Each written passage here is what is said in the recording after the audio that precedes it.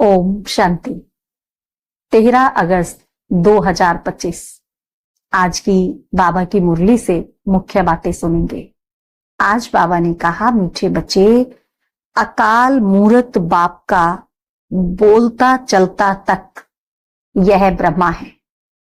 बाबा अकाल मूरत है और अकाल मूरत बाप का बोलता चलता ये तख्त ब्रह्मा है। जब वह ब्रह्मा में आते हैं तब तुम ब्राह्मणों को रचते हैं। जब शिव बाबा ब्रह्मा बाबा में प्रवेश करते हैं तब हम ब्राह्मणों को रचते हैं। आज की मुरली से प्रश्न है, अक्लमंद बच्चे किस राज को समझकर, अक्लमंद बच्चे किस राज को समझकर ठीक रीति से समझा सकते हैं? उत्तर है, ब्रह्मा कौन है और वह ब्रह्मा सो विष्णु कैसे बनते हैं। प्रजापिता ब्रह्मा यहां है, वह कोई देवता नहीं। ब्रह्मा ने ही ब्राह्मणों द्वारा ज्ञान यज्ञ रचा है। यह सब राज अक्लमंद बच्चे ही समझकर समझा सकते हैं।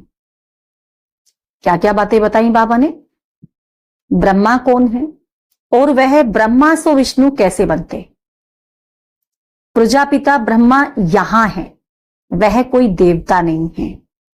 ब्रह्मा ने ही ब्राह्मणों द्वारा ये ज्ञान यज्ञ रचा है।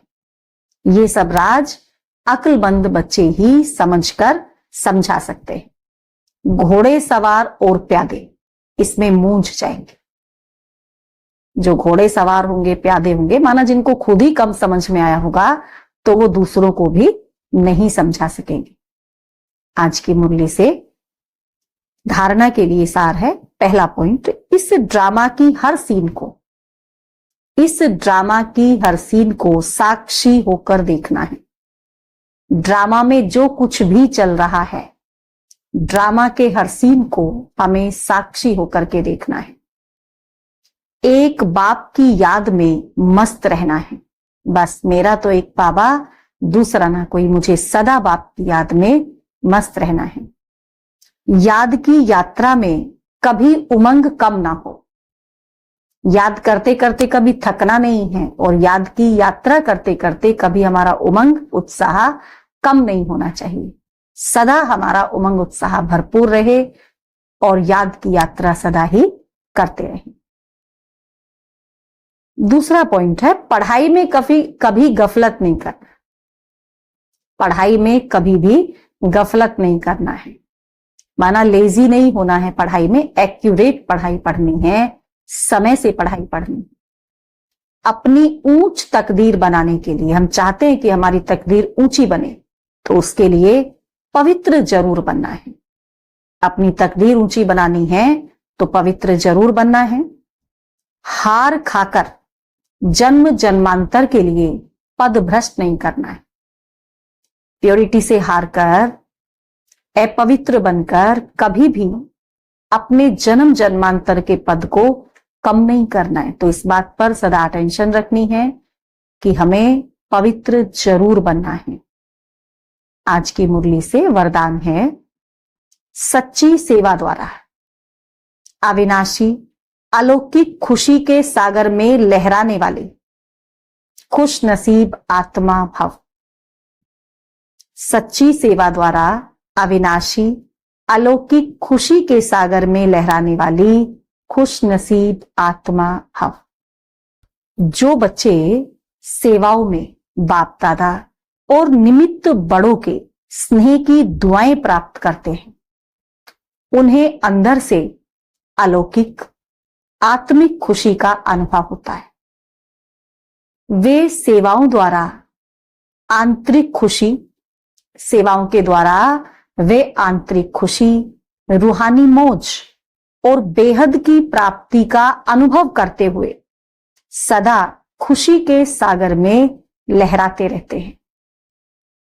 सच्ची सेवा, सर्व का स्नेह, सर्व द्वारा अविनाशी सम्मान और खुशी की दुआएं प्राप्त होने की खुशनसीबी के श्रेष्ठ भाग्य का अनुभव कराती है। जो सदा खुश हैं वही खुश नसीब हैं। जो सदा खुश हैं वो खुश नसीब हैं। स्लोगन है सदा हर्षित व आकर्षण मूर्त बनने के लिए हमें सदा हर्षित रहना है और सदा आकर्षण मूर्त बनना है। उसके लिए क्या करें? सदा संतुष्ट मणि बनो। हर बात में, हर चीज में सदा संतुष्ट रहना है। अव्यक्त इशारा है सहज योगी बनना है तो परमात्म प्यार के अनुभवी बनो। कर्म में, वाणी में, संपर्क व संबंध में, लव और स्मृति व स्थिति में लवलीन रहना है।